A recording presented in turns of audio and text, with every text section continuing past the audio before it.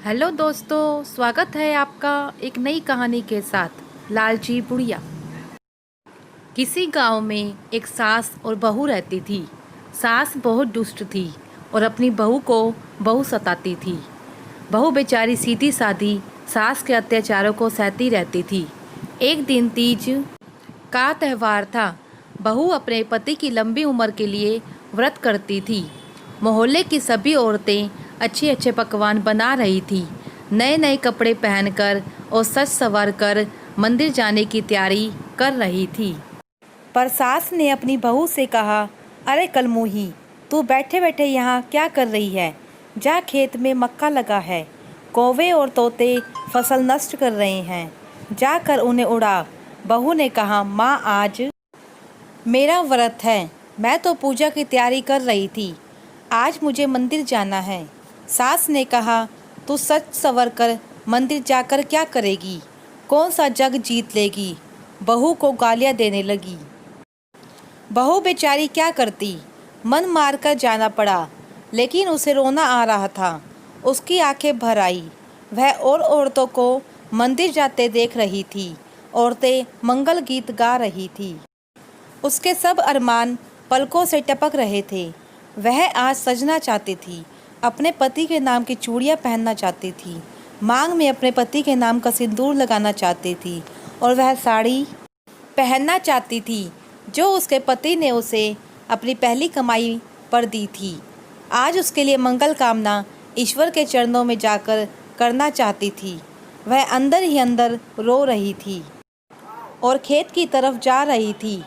खेत पर पहुंचकर को कागा को, यहाँ ना आ, मेरा ना खा, कहीं और जा, कहती जा रही थी। उसी समय पृथ्वी पर शंकर और पार्वती जी भ्रमण करने निकले थे। पार्वती जी को बहू का रोना देख हृदय भर आया और उन्होंने शिव जी से कहा कि नाथ, देखिए, कोई अबला नारी रो रही है। रूप बदलकर शंकर और पार्वती जी बहू के पास पहुँचे और पूछा कि बेटी, क्या बात है? क्यों रो रही हो? क्या कष्ट है तुम्हें? तो वह बोली कि मैं अपनी किस्मत पर रो रही हूँ। आज तीज का व्रत है।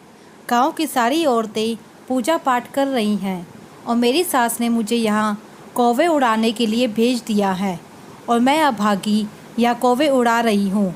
भोले बाबा को बहू पर दया आ गई। उन्होंने बहू को ढेर सारे गहने और चांदी और सोने के सिक्के देकर कहा कि तुम घर जाओ और अपनी पूजा करो, मैं तुम्हारे खेत की देखभाल करूँगा। जब बहू घर पहुँची तो बहू के पास इतना धन देखकर सास आश्चर्यचकित रह गई। बहू ने सारी बात सास को बता दी।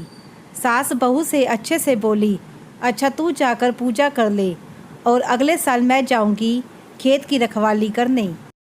अगले साल जब तीज आई, बुढ़िया तैयार होकर खेत पर पहुंच गई और खूब तेज तेज रोने लगी। ठीक उसी समय शंकर और पार्वती जी उधर से गुजर रहे थे और उन्होंने पूछा, क्या बात हुई? तो उस बुढ़िया ने बताया कि मेरी बहू मुझे बहुत परेशान करती है और उसने आज भी मुझे खेत की रखवाली के लिए भेज दिया, जबकि आज मेरा व्रत है। भगवान शंकर उस बुढ़िया को समझ गए और उन्होंने कहा, तुम घर जाओ। तो बुढ़िया ने कहा कि आपने मुझे कुछ दिया नहीं। तो भोले बाबा ने कहा कि घर जाओ, तुम्हें मिल जाएगा। जब वह घर पहुंची तो उसके पूरे शरीर में छाले पड़ गए। बुढ़िया बहू को गालियाँ देने लगी। बहू ने पूछा तो बुढ़िया ने पूरी कहानी बताई।